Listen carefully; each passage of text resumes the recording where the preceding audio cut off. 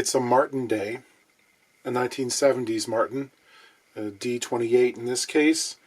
We talked recently about 70s Gibson acoustics and all the funny stuff that we find in those. Martin at that time had its own issues going on, especially in the second half of the decade. It was a true low point for the company, in almost every respect. They'd grown too big too quickly. They were having staffing issues that culminated in a strike. They were on the cusp of bankruptcy because they were buying up little companies all around the world, and things were just, they lost the plot, okay? And unfortunately, it shows up in the instruments. This is a beautiful looking guitar. It has the classic amount of wear, age, it's suntanned, everything about it screams a Martin you'd want to have. It's a Dreadnought, 1970s. This was the guitar to buy. People weren't buying other styles and shapes. Everyone was playing a Dreadnought, and if you were someone, you'd probably wanted to play one of these. I think a little bit of dread started to rise in the management around the idea of warranty repair work. You know, Martin always had that wonderful policy. We'll fix it, but you know, that policy came from a time when they were making 1,500 guitars a year versus the 1970s, they're up to around 25,000. And the repair room started to get pretty full, and wouldn't it be nice if we didn't have to pay all those people? So, you know, the bracing design starts moving into larger and larger extremes. They started overbuilding. The bridge plate got big, you know, became 3 times the size of the ones they were using in their golden era. And, you know, fit and finish stuff, but almost incomprehensibly, given their reputation, they started putting the bridges on in the wrong location. And this is not a 1 or 2 time mistake. This was built into their assembly process for at least a couple of years. 1976 into 1978-ish, thereabouts. Someone didn't measure right. It's almost as if they looked at a plan and then mixed up the lines for the saddle and the front edge of the bridge, built it into a jig, and just never noticed that the guitars were seriously out of tune. And they are. They're noticeably out of tune. People are still asking $4,000 for them on Reverb. But here's the thing. You can get used to sort of being out of tune in some contexts. Still, it's not a selling point, right? Unfortunately, to fix the issue is kind of a cosmetic nightmare. Because this bridge has got to move, there's going to be fresh wood under there, and I got to somehow make it look like this wonderful old patinaed finish. Let's see how bad it really is. This guitar seems to have been looked after over the years with fairly regular setups and such. The neck is very straight. Action's okay.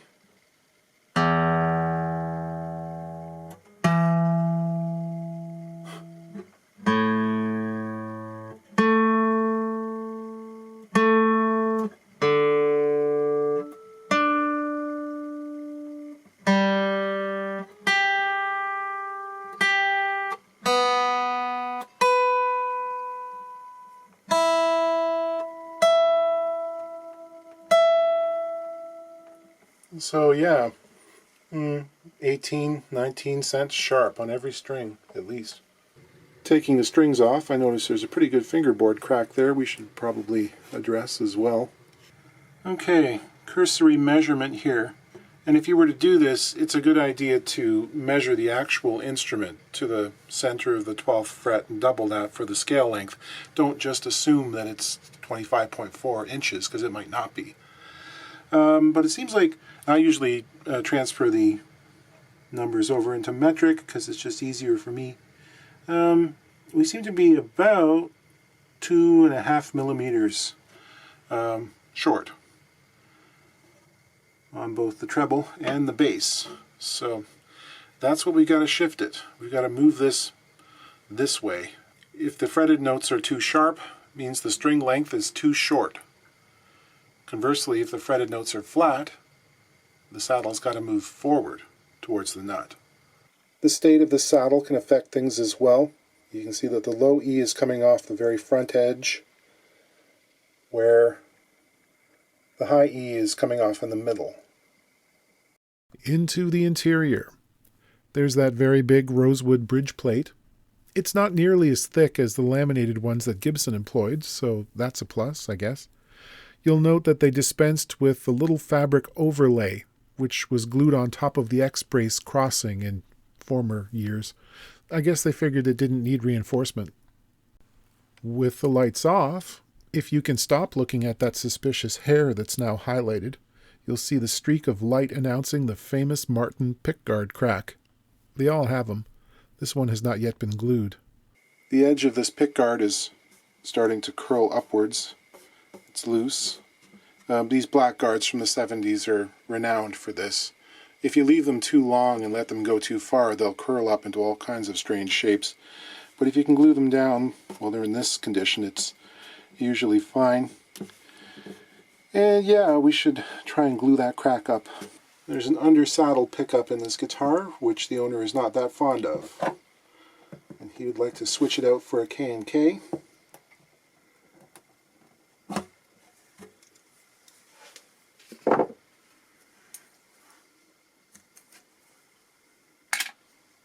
Appears to be a Fishman. Never try and pull one of these things down through the hole in the bridge and get away with unsoldering it from the jack. This is sort of a right angle here, and it doesn't survive. If you bend it too far away from this right angle, it snaps in ways that you can't repair. So you're going to end up unsoldering it. I'm sorry.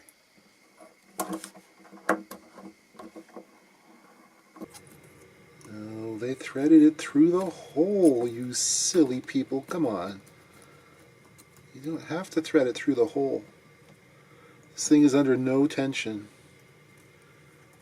Much as we like to imagine otherwise, at some point, someone in the future might have to undo the work that we so carefully did.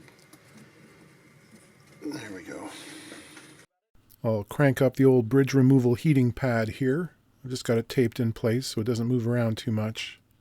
Takes about 20 minutes to get an ebony bridge hot enough. You really want the heat to penetrate all the way through down to the soundboard. Otherwise you'll lose a whole lot of top wood when you try and pry it off. Guitar tops made out of book-matched wood like this one will have a preference as to which way the knife goes in under the bridge. It'll go towards the headstock on one side of the soundboard and then towards the tail block on the other side. If you go the wrong way, then you're more likely to end up scooping down into the soundboard and you'll have problems. You want to take care pushing through those last few errant strands that you don't go too fast and skip your knife across the surface of the soundboard. And that's kind of what you expect on a bridge that was put on with an aliphatic glue. The bridge plate on this guitar is in really good shape, all things considered, given the amount of play wear it's exhibiting. Those pinholes are pretty much pristine looking. Can we attribute that to using rosewood rather than maple for the plate? Probably. Maple is like 1400 on the Janka hardness scale. The rosewoods, as far as I remember, are all over 2000, I think. So they're much harder. Does that make rosewood a better choice? Maybe, because it's also much stiffer. Does that improve the sound or impair it? I don't. You'll never get a straight answer, and I'm not going to choose a side. And even if I did, we'd probably both be right. And then we got the size thing. You know, Mark Stutman at Folkway recently made a video about these plates, and the idea of removing them to put in a more vintage size and material, and how that might not be a great idea. Lots of people have tried it over the years. He's documented that many of these have very thin areas behind the bridge compared to earlier guitars, which could fold up and belly severely when the smaller plate is installed. Just not strong enough back here. And he attributes that to an intentional design choice on the part of the company to complement the bigger, stiffer plate and maintain a certain desired deflection. I'm not so sure, because I know we want to imagine Martin having this wizard-like intuition, but at the exact same time, these were the guys putting the bridge on in the wrong location. Dick Boak, who was the Martin historian for many years, suggested that the stiffer plate behaved differently under the pressure of the stroke sander they used to sand the tops. This area is more resilient and doesn't, deflect as much under the sander, so it just naturally got sanded thinner. He didn't have faith in the mystical guitar Jedi knowledge idea. Regardless, I have to plug these holes and the ones in the plate, because if I move the bridge back and drill new ones, I'm going to end up with a gap just the right size for the ball ends of the strings to pull through and wind up resting against the underside of the soundboard, which would be very bad. I'll plane a piece of rosewood up to about 2 millimeters, 80 thousandths thick, and I'll glue that to a piece of spruce that's about 3 millimeters thick. I've sanded up a bunch of fine ebony dust, which I've swept into the cracks on the fingerboard, and here I'm applying some very thin super glue, which will wick in there and amalgamate with that dust, creating a fill. I'll come back and add more dust on top and more glue as necessary until it's all full. It's a pretty extensive crack. I'm using a 1/4-inch plug cutter to make some little buttons that will go inside the bridge pin holes and plug them up. You can see their lamination. The plug cutter actually leaves them gently tapered, which is kind of useful. I'll run a 1/4-inch drill through the holes just to make sure they're clean. And I'll size them up with my small violin peg reamer, which is a very good match for the one from my plug cutter. It'll fit nicely. A little dab of glue, and I'll push them down in place so that they're flush with the underside of the bridge pad, more or less. And like we did with the Gibson last week, I'll gently loosen the pick guard from the area adjacent to the crack, just so that it takes the tension off. I'll brush in some lightly thinned glue, and I'll put on some clamps to draw things tight. I'll chisel off the excess height from the plugs. I'll scrape off any of the remaining glue. It's kind of a dark line from the original score mark around the bridge when they scraped the finish originally. Trying to get up to that and get rid of it. Not easy to do because it goes deeper into the soundboard. It's not really superficial, but I'll try and remove as much as possible so it's less evident. I'll use a caliper to measure the 2.4 millimeters I want to set the bridge back and mark that for some visual reference. And that's what it's going to look like. For cleaning up the underside of the bridge, I've got this little jig here, which has some padded cork things that support the ends and a little screw that goes into one of the pin holes, and that sort of secures things while I plane or chisel off or scrape and eventually sand the bottom of the bridge. It's difficult to clamp otherwise. We'll get things positioned. I've secured the bridge along its wings with some extra tape. I'll remove the original piece there to give me working room, and then very lightly score the outline of the bridge on the lacquer which has to be removed. I harp on this sometimes, but this is important. There are manufacturers out there who are not removing all of the finish under their bridges, and, well, I mean, they offer me a certain amount of business, which I should be grateful for, but, in the interests of our customers, I think we want the bridges to stay on, hopefully. I've never had a bridge come off one of the guitars that I've personally made, and I've always scraped all the finish off. So I think it works. I'll get the pinholes for the outside two strings started using the bridge as a template to locate them. Then using a piece of wood to back up our work on the inside. This prevents great big shards of rosewood blowing out everywhere. I can drill all the way through. I use a couple of 3/16" bolts through those outside holes, which really hold things steady as I get the bridge clamped down in place. Here I'm cleaning off the little bit of squeeze out. One of the things that wasn't helping was that this bridge was originally glued on at a bit of an angle relative to the center line. It was pitched so that the bass side was too close to the nut. They were both wrong, but this side was proportionally worse. So that's how we got really sour lower strings. Now this is bang on where it should be. So I'll glue down the loose sections of the pick guard. I actually have a 1976 Martin guard template I took off another guitar. And this was from a D18. They're actually significantly different shapes. But it'll do. It's just nice to have a call that's the same shape and size so that you get even pressure wherever you want to put it. Tight bond works pretty well for these black guards and doesn't mess up the surrounding finish from the squeeze out. As usual, some of the frets required recrowning, and they all required the polishing. The original saddle would be too short without the little boost from the undersaddle pickup, so I made a new blank out of bone. I'll lightly sand the exposed area with some 220 grit paper, kind of trying to feather it into what is essentially a straight cliff of finish where the old bridge was positioned. So this is a first coat of blonde shellac, which I have tinted lightly using some alcohol-soluble dyes and amber tones. I'm going to follow this up with several coats of lacquer.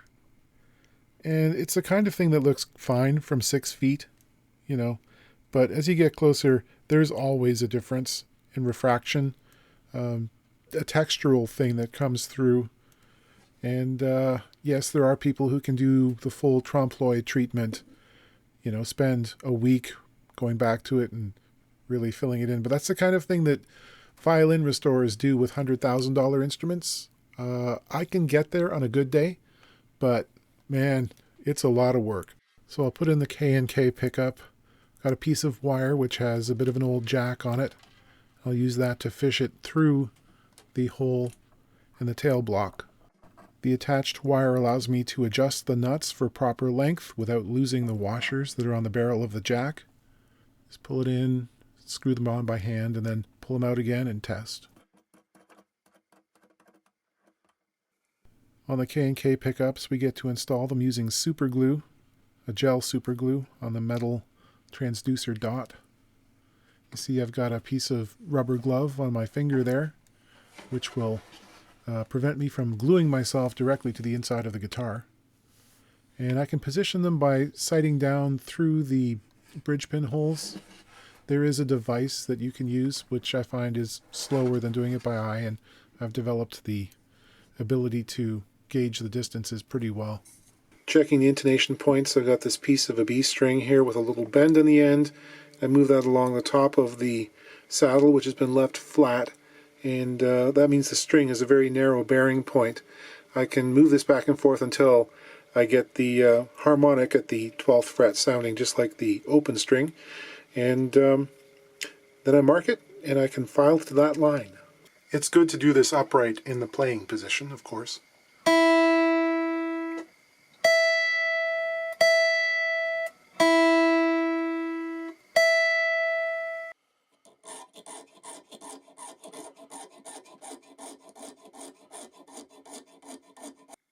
We end up with a rather sculptural undulating shape, ready for sanding.